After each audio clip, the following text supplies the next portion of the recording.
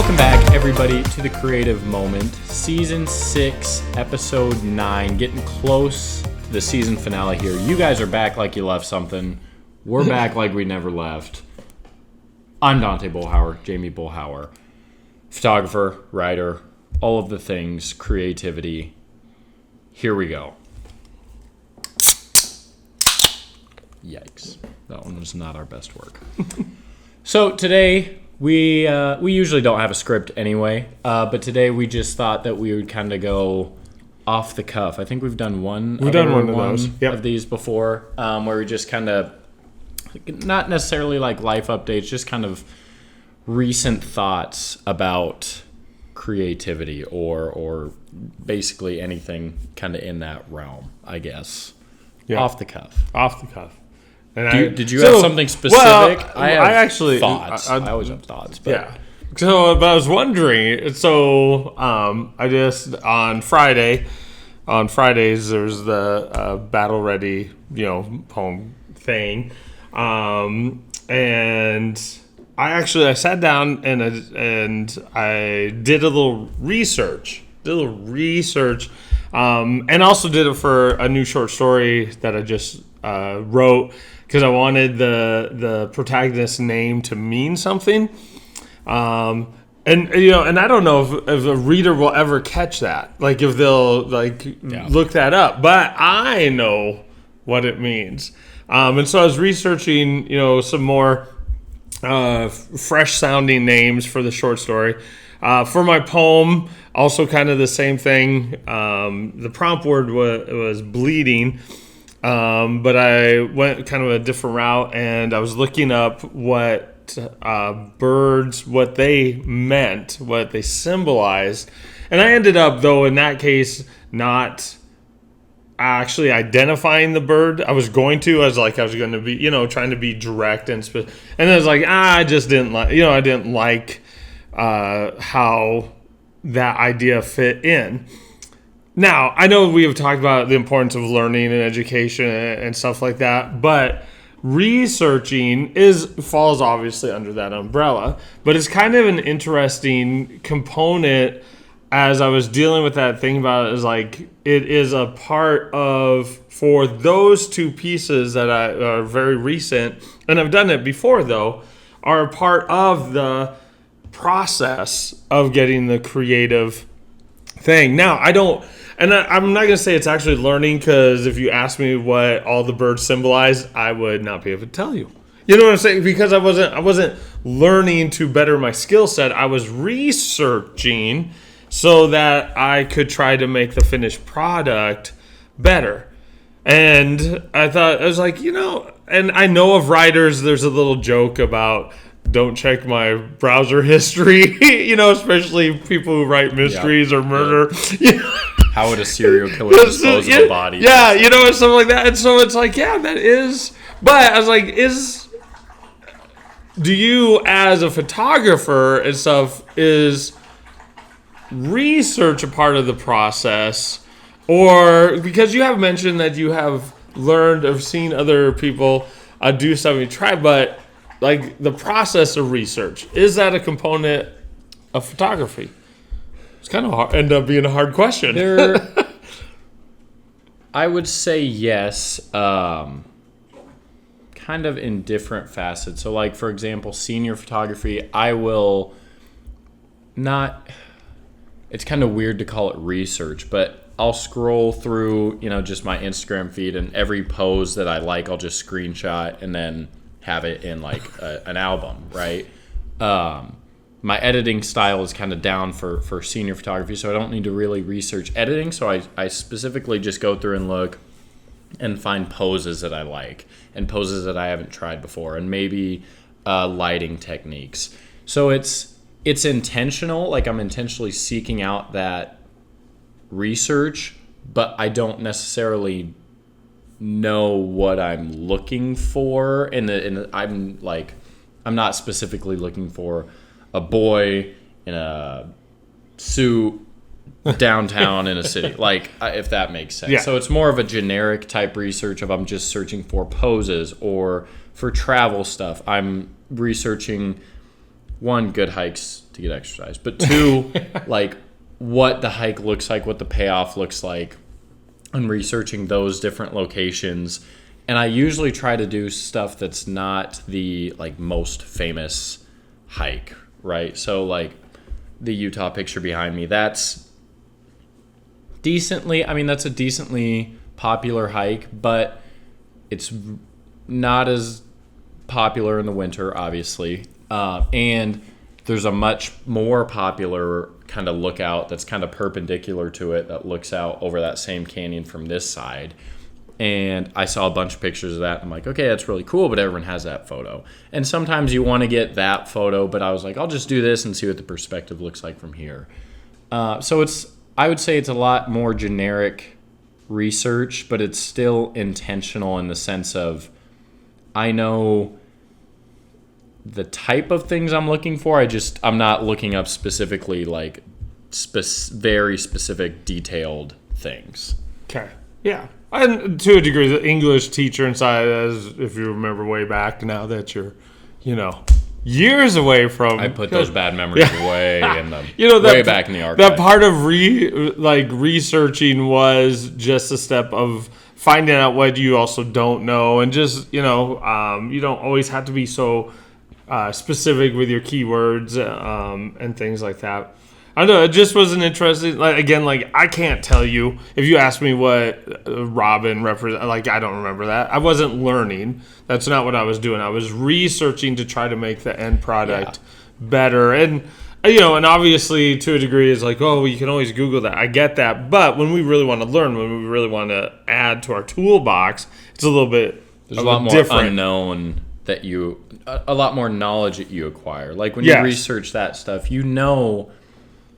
a general, kind of the encompassment of what you're looking for. Like those poses, I know kind of the emotions that I want to convey with seniors.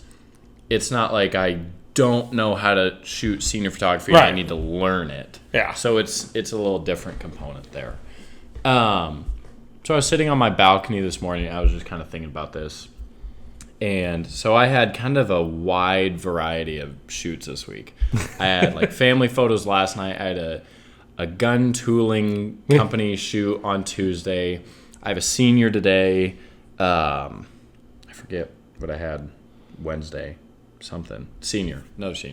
But so kind of a wider variety than I typically do in the summer. It's usually very heavy seniors.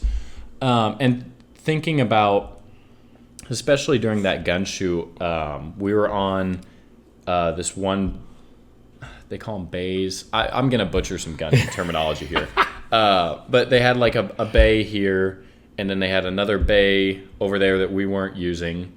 And there was a lady over there that wanted to shoot, and she was just specifically shooting old guns to record the sound of it, like old Western guns to record the sound of it. I never talked to her, but that's what the people told me.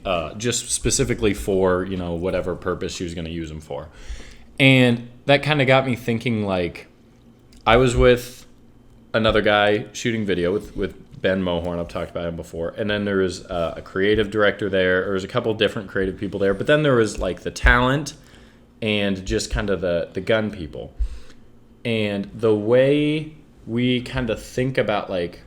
It got me thinking with the ladies shooting those guns just for the sound effects. The way they think about guns, or just kind of non-creative people thinking about the stuff that they do versus creative people, is so vastly different.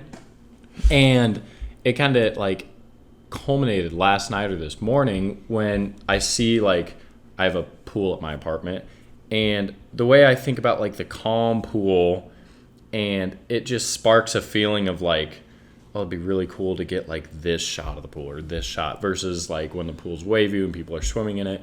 Oh, that's a different emotion. It's I feel like creative thinking is a lot more detailed, and you just think about every little thing in that lens, whereas it's a lot easier, I guess, not being creative, thinking just kind of going through the motions of, oh yeah, this is my gun. I just shoot the gun because it's fun, or for whatever, hunting, whatever.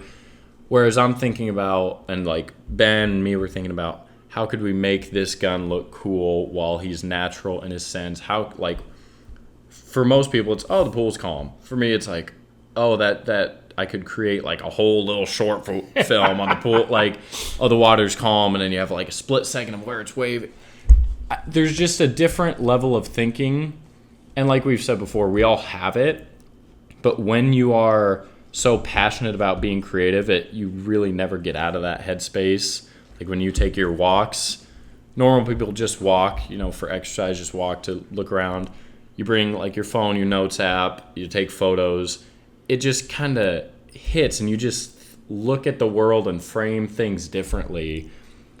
That is just interesting, because I wonder what it would be like to not do that. Oh, yeah. No, I knew.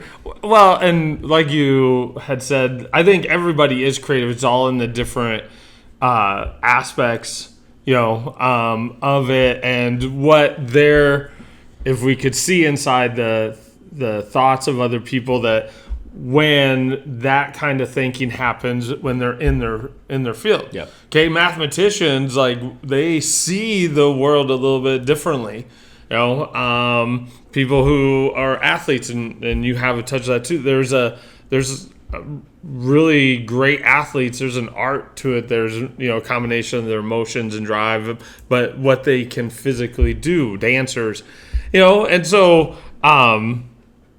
But I do think, though, to a degree, that sometimes, especially your shoot there for the commercial and everything, some people's end game, I think, doesn't allow them always to be creative, because I'm thinking of expressing a thought, a line, or whatever. You're seeing the world in a sense through a lens or your camera. The creatives, yes, but the direct, they're all like, okay, we got this 15-second commercial that we need that to help produce. You know what I'm saying? Yeah. So they got all of a sudden more of a blinder aspect to it, and they're not interested, just as we were talking at dinner, they're not interested in the creative expression of, they're like, we have this is our objective, and so that also then narrows it for them. It's just, I don't know, it's an interesting component of the everyday life of being creative, or being really involved in what you are doing, your job, your passions, your hobbies, different things. Yeah. Well, so I love hiking. My girlfriend doesn't as much.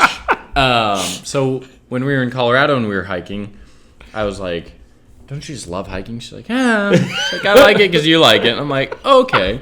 Yeah. And so she has she does, and she probably does like the scenery.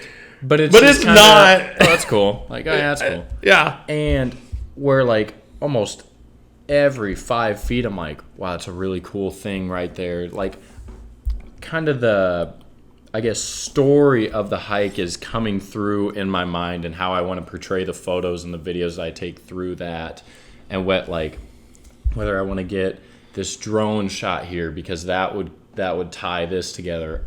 And for her, she's like, oh, we're just walking up to see to see this cool, little canyon thing. And it's just a different kind of perspective that people look at things. Yeah. And that's kind of, what's the quote?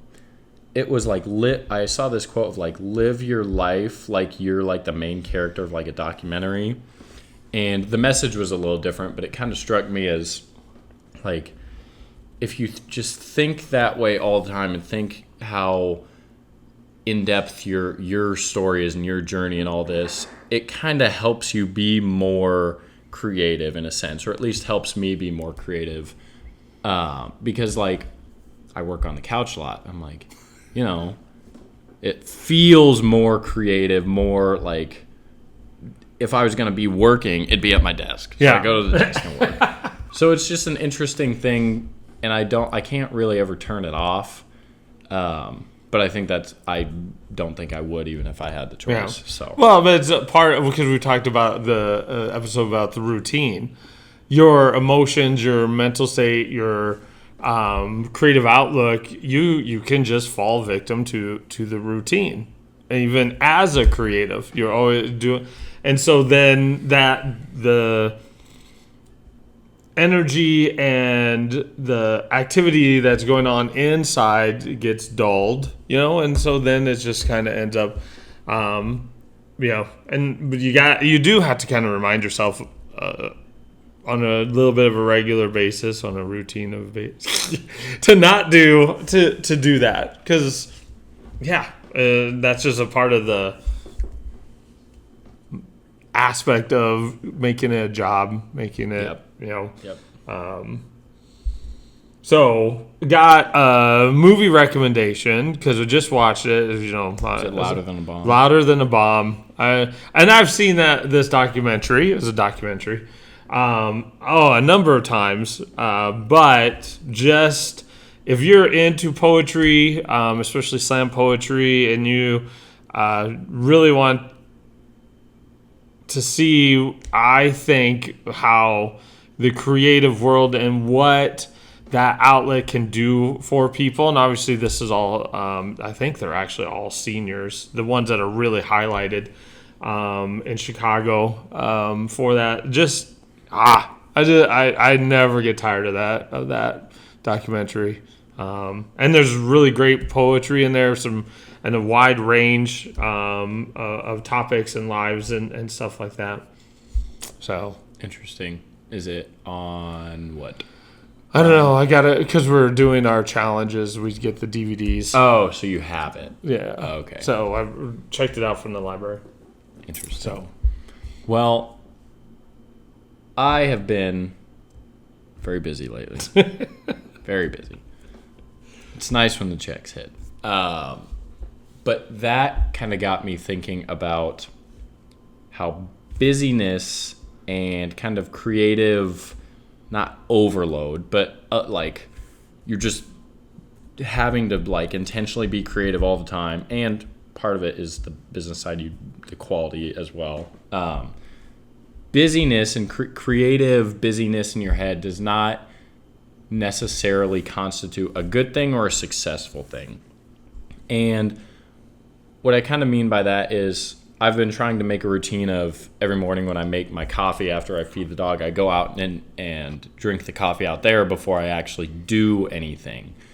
And like just don't touch the phone, just sit out there and drink the coffee and watch, kind of the world go. And that has helped me a lot because when you are always kind of forcing yourself into the creativity part, it lends yourself to just kind of stunting your growth a little bit and you stop trying new things or new creative ways to do things. When I'm in senior season, there are times when I just get in a very deep like routine rut where it's, I know how to edit these. I've done I feel like everybody just hires me for the stupid lightsaber sometimes because like almost all of my seniors play sports, love it. And it it is a cool, like people have started to do it. I don't want to say because of me, but the dark gym, the lights, whatever. I'm like, I know how to edit these photos. Like I could make a preset for them. And so when I'm always go, I'm either shooting or editing.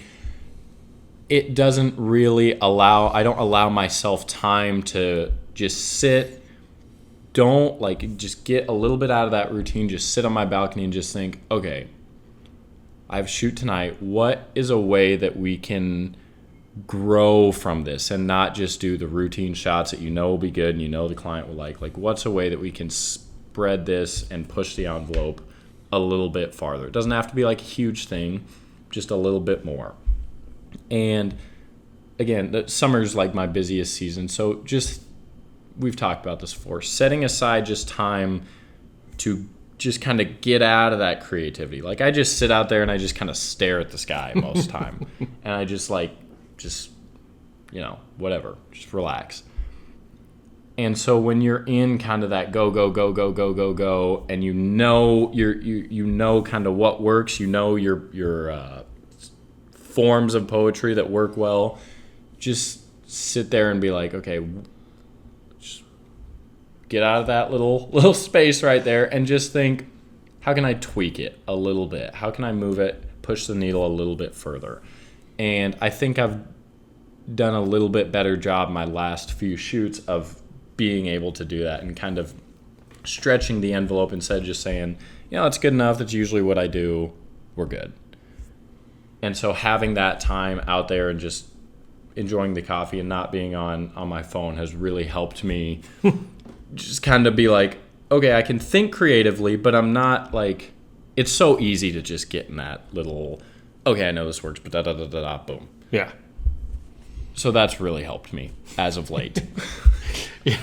Well, and we have addressed some of that before, our burnout one, kill your creativity, and the routine, like,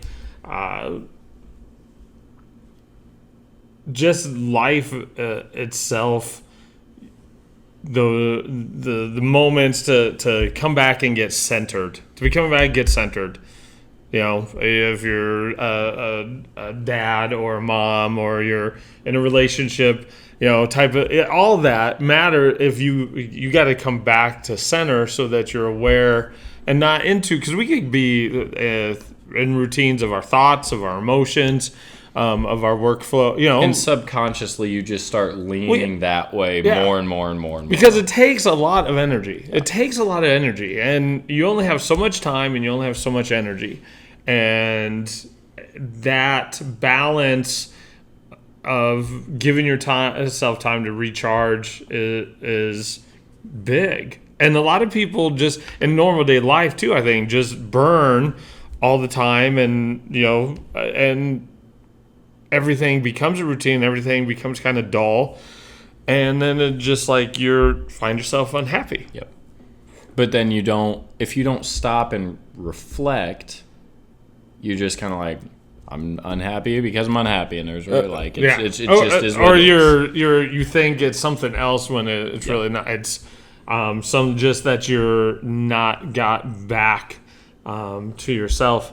So interesting. I was going to ask you, but you kind of answered, because your personal podcast was about why you'd rather work. Hours, and I think you answered in there too. I lied.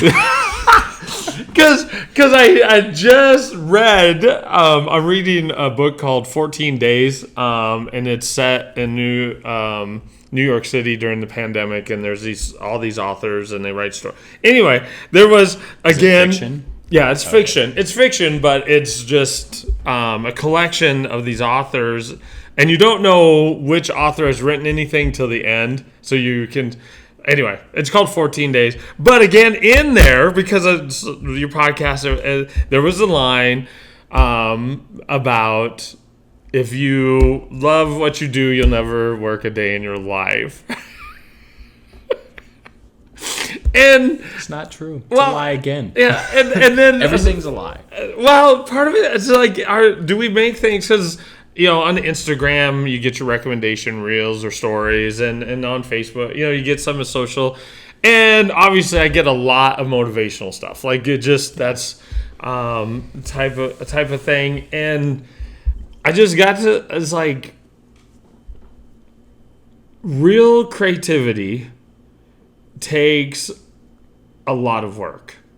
And I know we've discussed that too, but it just, I think we have just kind of sold out to just the cool quote, and that's all you need to get through. Yeah. Like that a cool quote, it is. It's not, but it's not real motivation, which you're actually kind of talking about recharging with the coffee. It's not a reality to producing really good work. And like with the poem that I submitted, I spent a lot more time researching and stuff like that, and I really tried to, and I used a classic poetic form for it and everything. Once I kind of got, like, the writing of it was actually pretty easy, but I spent a lot of time connecting and doing those things and research and like, okay, make sure I got the rules right. Because when I write in a poetic form, I really do want to try for it to be as authentic as possible, match all the rules, and if it's iambic, pentameter, really, that's so hard. So I was just sitting there and I was like, this poem is not just a spur of the moment thing. It's not just, oh yeah, there we go. Yep. It's like, I put a lot of work into this, and it was mostly, as we talked about that too, the mental, the talent, the skill set, and because it's only like 4 stanzas long, and it's only 3 lines each stanza. The mental work is a lot more than the physical a lot of the time. Yeah, and so people don't know really how much work I put in, but I'm very proud of it. I'm like, yeah, this turned out pretty good for using that form. And I think, though, people who get into the creative, and they, at the beginning especially, but I also think at the end when they feel like they've burned out, is like they have forgotten that creativity is work. And you have to embrace the hard aspect of it. Yeah. It's part of the deal. You love the outcomes, and I do love the research, and I love but it's like, this is not easy. Yeah. It takes a lot of hard work to make it look easy. Yep. Well, and that's a quote. Another cliche coming at you. Yep. Yeah, and that's where I feel a lot of beginning creators do run into burnout, is because it's similar to relationships or anything that you start that's new. The work doesn't seem like work initially, because it's just fun. It's new. You're just learning so much. Like my creative journey in the first year was, I did not work a single day. It was all so much fun. It was all new. It was all like, and then you get into it and you're like, well, that creative project wasn't really that fun. Like, it wasn't that fun to do. And a lot of people take that as, I must not like it anymore. I must be burnt out, this, that, the other. And it's not so much as, oh, if I love what I do, I'll never work it out. I love what I do, but there are days it's hard and it is work, and and I did touch on it, like, completing something hard is part of the fun of it. It is. But that doesn't mean that in the moment it's not a grind and it's not, like, miserable. So there is a component of, yes, you will not enjoy every single part of it. The real fun and the real love comes from, this is what you would rather do versus anything else. You'd rather write poetry than not write poetry, or so. It's not, you will work in any job no matter what. It's not that you won't there's not one thing that you will enjoy forever, all the time, never have a bad moment. It's more of, you would rather go through the pains of this and go through the hardships and the challenges and the, like, bad days more than you'd rather go through the hardships and challenges and the bad days of the other thing. Yeah.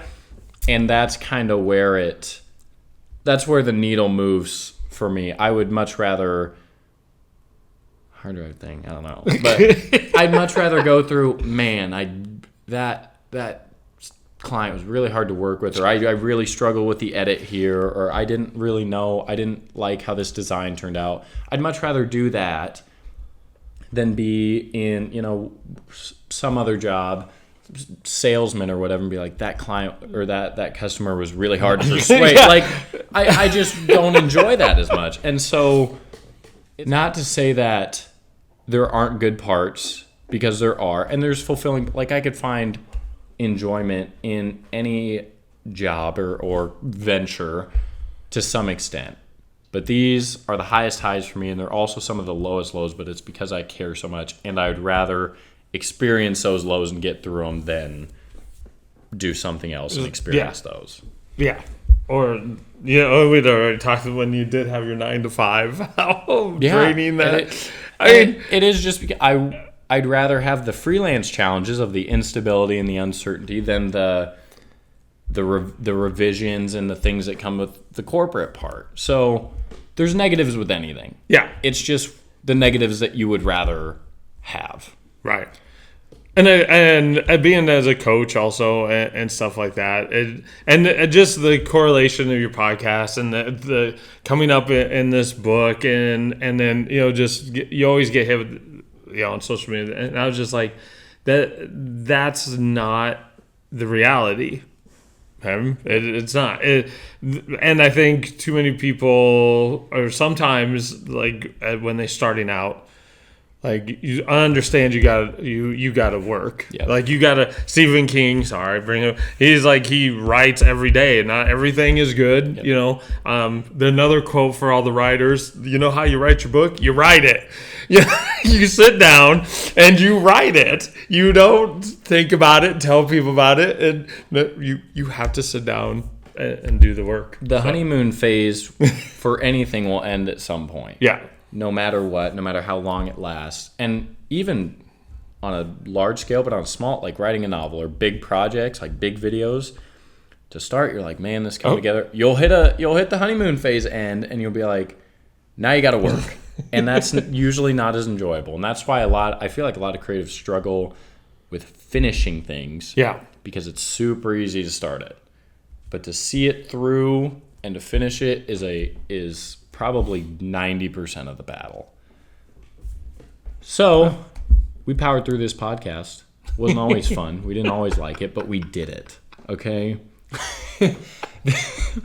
With that, I don't always enjoy my full bubbler. Sometimes when it gets warm in the car, when I don't finish it before my senior, but I still drink it. Need the caffeine. All right. Well, we hope you guys enjoyed this episode of The Creative Moment. We are coming up. Next time will be our season finale of season 6, which is kind of crazy. But we're on Spotify, Apple, YouTube. We're on Twitter and Instagram for our socials. Follow us. Check out some of our work. He has a blog, and he puts his poems right on Twitter. So you can just check them out right there on the feed. Okay. He also has some books. I have photos, all that stuff on Instagram and all that. So hope you guys enjoyed. Like, subscribe, all the things if you did. And we'll see you guys in a couple weeks.